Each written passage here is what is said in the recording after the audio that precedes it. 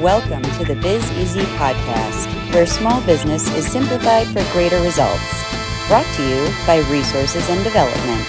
Go to www.resources-development.com for help in taking your business to the next level. And now, help me welcome the host of the Biz Easy podcast, Steve McCrillis. Welcome to the Biz Easy podcast, your resource to help take your business to the next level. My name is Steve, your host, as we all learn how to stay better focused on the things that make you great.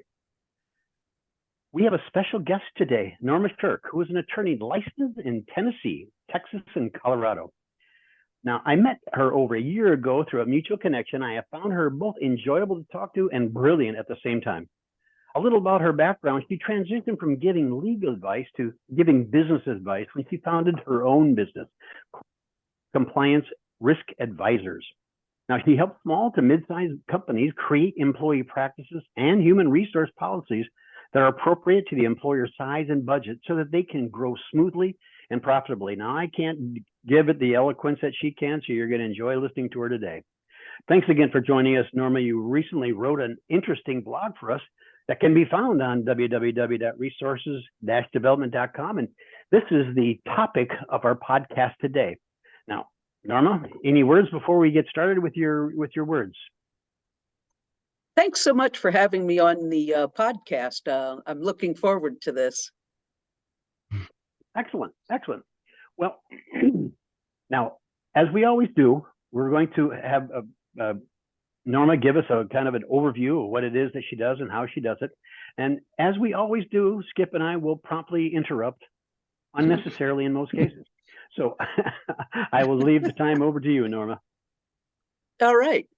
So I think you've done a pretty good job of describing what it is I do these days. The blog that I put together for y'all is based on one I had done a little bit ago for my own YouTube channel for an audiogram that I recorded. And it's about entrepreneurship. Everybody tells you have to be passionate about whatever business you're creating, and that's what all the business books tell you. And when I decided to go out and set up my business, I set up one that deals with HR, with human resources consulting. And so the question is, am I passionate about HR? No. But it became a way to actually channel what I was interested in. And I'll get to that in a little bit. But with HR, one of the things that I'm sure you know, if you've ever been to a cocktail party and, you know, the CPA comes up and you're like, yawn. And then the HR person comes up and, well, I'm an HR person. And you're like, oh, my God, how fast can I run for the hills and get away from this person? Because HR is basically considered very boring. I mean, it's policies and procedures. Historically, the HR department was the department of no. No, you can't do that. No, that's wrong. You're going to get written up, progressive discipline, all of those things that we all hated about being in-house at a company. So when I started it, I knew that I didn't want to become just another lawyer with my shingle hanging out there. And that was why I chose to switch to doing business advice. I had 20 plus years working with companies as an in-house lawyer, and you know, the C-suite takes your advice, or maybe they don't. They only talk to their lawyers when they're mad about things not working out. And so I wanted to get in on kind of the ground floor when people are still happy and optimistic about life. I'm building my business, but I have to hire people, so I need to figure out what to do with people. And so one of the downsides to being in HR, as I discovered after I created my business, was that few people want to talk to you at cocktail parties or anywhere else unless they are a disgruntled former employee or current employee. And then they're mad about everything. And so they sidle up to you at that cocktail party and they start talking. And when they discover you're in HR, they're like, wow, I got screwed over so bad. Pardon me.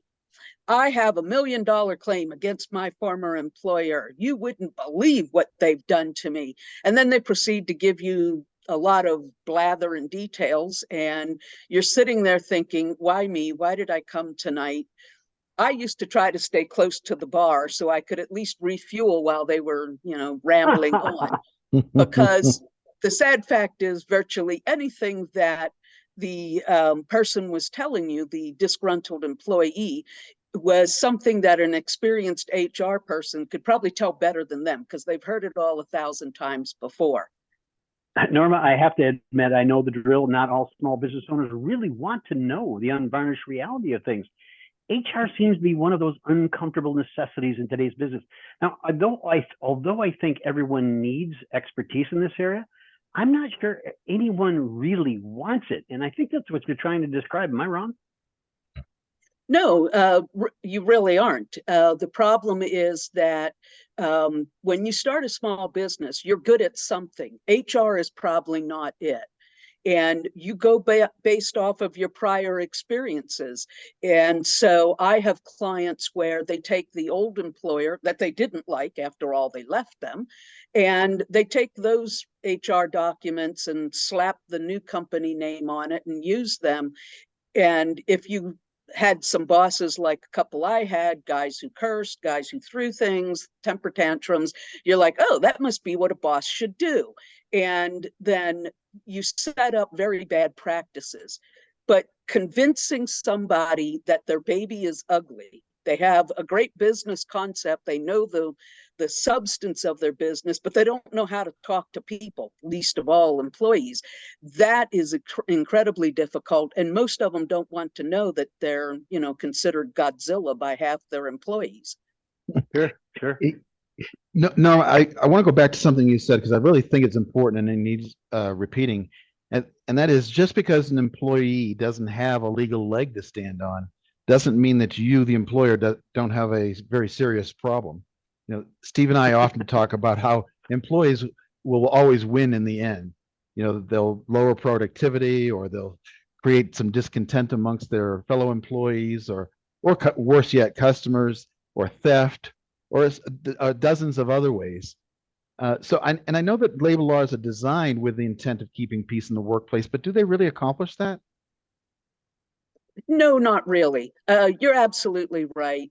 If you don't take care of your employees, they can sabotage your company right out of existence. Mm-hmm. And that's an important thing to keep in mind. A lot of folks, I think, don't realize how bad it is, but the employees that are disgruntled are like the canary in the coal mine. There's something not working right at the company, and the people that are marketable, meaning your best employees, are going to bail.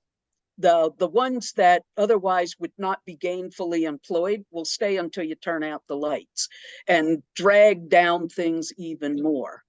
Yeah, high performers will not stick around for mediocrity, is what I always say. You are so right. I've seen it myself. I had a couple of former employers that, one in particular, when I think of them, they just should not have been allowed to have employees because their practices were so dreadfully awful. And sure enough, they had almost 50% turnover. Mm-hmm. Yeah. Oh, I love your analogy of the canary in the coal mine. I think that's perfect. It really does. Something I never really thought about, but that is exactly what it is.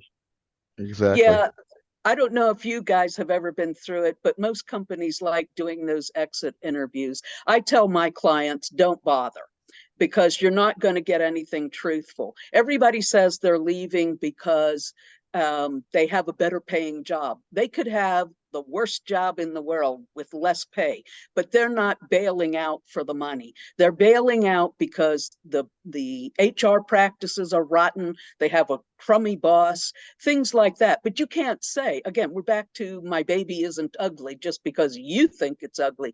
And so nobody wants to tell the boss or one of the senior people, you treat us like garbage, so I'm bailing. And that's how, once you have enough turnover, an experienced HR person says to the owner, you've got a problem. There's something not working. Yeah, people quit their bosses. They don't quit their job, right? Exactly. Yes. Yeah. I mean, I'll work for less money if it's a better environment, and I think most everybody will. Oh yeah, yeah. These days, Especially current building in generations. what's that? Especially current generations. Although They're they can more be in it more, for what's in it for them. although Mm-hmm. they can be more honest and tell you that you're a jerk on the way Yeah, out. They're not afraid of they're not afraid of burning the bridges. Whereas, that's right. our age group, we were taught to never burn those bridges, to exit gracefully, right? Yeah. Yeah, but we also grew up in an era before Facebook and things like that, when people put things out there that, on second thought, probably should not have been posted. Um, and I do remember one of the famous stories in HR circles is about the guy applying for a job, and they're looking at social media and they find his Facebook page where he's sitting at a college party, pretty much naked with a bong. And they're like, well, next. And he never could figure out why he wasn't getting hired. So, yeah, the younger generation does a few things a little bit differently. There we The go. many of the scenarios that you bring up, Norma, are so entertaining and so informative at the same time. You're mentioning of the schoolyard playground and the bullying that goes on. What an apt description of the small business workplace. Now, I read your first book, and Norma is a published author, and found that many of those scenarios that you identify are so common. It seems you almost have to be a psychologist to untangle some of these scenarios. Do you find yourself doing that? I don't have a background in psychology, but you do have to have a sensitivity toward that kind of stuff, and Okay. being able to read people and understand people, and where they're coming from. Because the bottom line is, people don't outgrow their habits and their traits; they just get older. So if you're a nasty person and a bully when you were on the school ground in middle school, you're going to grow up to be a bully as a coworker or a boss. That's just the Mm-hmm. fact of life.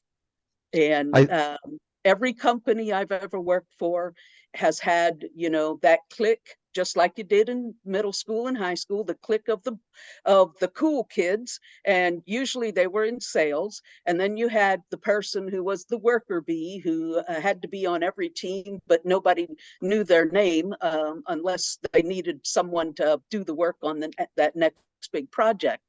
And so that part of it, if you are attuned to that kind of thing and recognize, you have to meet people where they are, but you also have to have some rules to make sure that things stay fair across the board, so that bully doesn't get carried away and beat up on people. And did you ever see the movie Heathers with the nasty girls? I, Yeah. I call them Heathers. You have to make sure that the Heathers, male and female variety, are not screwing up your workplace. Psychologists would love it, and they do. So do anthropologists, because they go in and they're like, what are the workplace rituals? You can study the Bushmen of the Kalahari, or you can go look at an American corporation or any business of any size, and you'll find the Bushmen probably are better mannered at times. Yeah. You Yeah. you see it in television and movies all the time, whether it's Succession or one of a political drama or whatever. That the people at the top are really nasty and mean, and I think sometimes we get the sense that that's the way we need to be if we're going to be in control of things, and nothing could be further from the truth. Now, that's a I, bad precedent to set. There's no doubt. I find Succession to be that very situation. I mean, if you're going to be that bully at the top and you want to conduct your business that way, you should probably think otherwise. In fact, Norma and I have had this discussion just recently. We talk about all the issues that we run into in dealing with small businesses and doing analytical and feasibility study. We find that it all kind of focuses on one thing, mhm. and it ends up being the owner. Now, Yeah, I'm not going to say this is universally true, but we have found the biggest issue that comes up when a company is their bad culture or operations aren't in place, or they're just not going in the right direction. It's the owner. This is the guy that's leading this charge, leading them down. It's the Pied Piper, leading all the kids to the river, right? I, absolutely. one of my biggest pieces of advice is that I give frequently, because you find that, is you need a buffer between you and the front line, because Mhm. you're too emotionally involved in the business to be able to be rational with the employees, that sort of And thing. you know who that turns out being in most cases? The boss's wife. That or the HR person. Or Yes, the HR person, right? yes. Exactly right. Exactly Norma, right. Norma, you mentioned social media before, and the fact that employers kind of go through your social media and whatnot. So it kind of brings up the point of what is today's best practices regarding employees' personal social media. In my mind, I like to ignore it, but that's probably not the best solution. So you tell me what the best practices are. Yeah, there's basically two general principles. One is that if your social media is out there public, such as Facebook or Instagram, then anybody can look at it, including a prospective employer. Your personal Gmail account and those kinds of things that aren't open to the public, to anybody, are generally considered private unless you are in one of the subjects of an internal investigation into, say, discrimination or one of the other company HR policies. In those cases, retaliation, discrimination, any of the things that Harassment. the Yeah. EEOC, anything that the EEOC investigates, then an employer can actually ask for your password and your username and password to be able to look just for that limited purpose. Tennessee has a lot of that effect. The other piece of it, the other general principle is that you have to look at what the National Labor Relations Board is up to. And the NLRB, being a political creature, as all regulators, has swung from one extreme to the other. Right now, the newest ruling that came out in an administrative law proceeding a week or two ago was that employees should have the benefit of the doubt. If there is even a slim chance, they can argue that their nasty post, trashing the company, trashing their boss, whoever, that was based on concerted action related to wages and working conditions, then it's covered by the National Labor Relations Act, and employers can't discipline them, including firing them for trashing their boss or the company. There are some limits on that. And before any employer who's watching this thinks, oh my God, I'm screwed, don't worry, it's on appeal. And so we don't know what the end result will be. The bottom line is prying too much into your employees' personal lives, and including their social media. Sometimes ignorance can be bliss. And unless you have Right. a really good business reason for doing it, such as investigating violations of policies, then there's no need to be out there doing that. And I say ignore it, and it doesn't sound like I was very far off, but it sounds like if you do the right things for the right reasons and you explain things to people and you have a good culture, anything anybody's going to say bad about you on social media, you could probably ignore it, and probably there'll be other people that would stick up for you, and you probably don't have to say a word. Am I wrong? No, you're right. Yeah. That's the bottom line, because now we're back to the corporate culture. Do you see your employees as the most valuable asset in your business, or are they a necessary evil who are going to cheat and steal if you don't keep a hammer over their head? I ask my clients that. That's part of my vetting process. From one extreme to the other, how do you see your employees? And if they tend toward what I would call the punitive end, we must beat down on people, what's that old saying? The beatings will continue until morale improves. If that's Right. your attitude, I'm probably going to be too busy to take you on as a client, because I automatically know you're not going to listen to anything I have to say. You're not serious about fixing things. You just want to be able to go your own road. And CYA.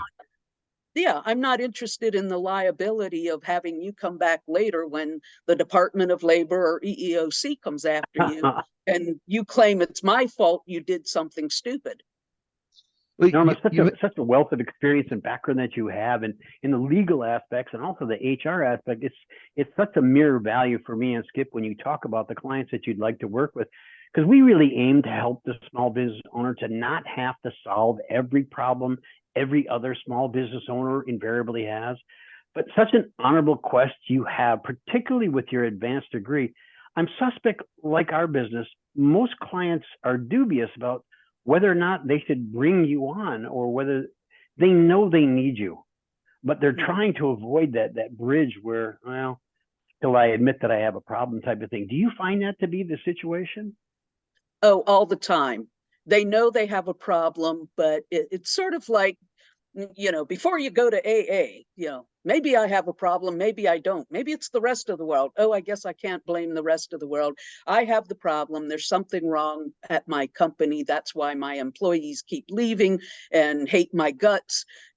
So I need to fix it. So they're kind of afraid of what they'll hear. That's part of it. The other part is they're afraid that they'll be hit with some solutions that are going to cost them more than their bottom line can tolerate right now. So I'm sensitive to that too. I try to find ways to build it into projects over time, if necessary, to help them with their cash flow. Because if they go out of business, they ain't paying me. Good point. Can I ask a kind of a question out of left field? You brought up EEOC, and that always reminds me of affirmative action. Recently, there's been changes in affirmative action with college admissions. Is that going to affect the affirmative action laws in employment as well? The short answer for now is no. The longer answer is that eventually it may bleed over into the private sector, where I expect that there will be lawsuits by conservative groups out there saying, your affirmative action in employment is wrong, and that case, that case they will be cited, that Supreme Court case, but they'll have to come up with a new set of lawsuits that they can try to get to the 9 Supremes and get something that applies to the private sector. So the Asian community isn't done. The Asian community is not done with this topic, is what you're saying. No, I do not expect it to go away. And what's interesting to me is that demographically, the country is becoming browner, and it's getting older for that matter. And the way the politics play out, I'm a history buff, so I look at the long view of things. And the issue we have today with affirmative action and whatever, 10 years, 20 years from now, people will be shrugging their shoulders and going, oh, what's the big deal? I can't believe they fought over that in court. And it'll just be accepted, because over time, attitudes change. I mean, when I started my career, bashing gays was still totally acceptable, and you couldn't have a self-acknowledged gay working in your business without them going through the kind of hazing that today EEOC would not tolerate, let alone any intelligent employer. And now, except for a few folks, for the most part, that's not acceptable anymore, and the attitude has changed. People can be out of the closet and it doesn't matter, because it's back to, what is the business purpose of hiring this person? Should be about performance, right? Yeah, exactly. I'll tell you, we really have a conversation going, unless our podcast should turn into a 35, 45, or 55-minute podcast. I think we're going to have to wrap it up. Norma, what you've had to say is so valuable, and I think more small business owners would benefit from at least talking to you about some of the opportunities that you have available to them. So what can you leave us with before we close our podcast today? There's a quote by Herb Kelleher, who was one of the founders of Southwest Airlines. And he always said, happy employees mean happy customers, and happy customers mean happy shareholders. That sums up what HR should be doing, and what company owners, even the smallest, should be thinking about. You keep your employees happy, they're productive, they're happy with the clients and customers, making them happy, and the bottom line will take care of itself. There you go. Skip? We always talk about managing conflicting imperatives, and I always talk about the customer, the employee, and the owners or shareholders. And so Norma summed it up perfectly.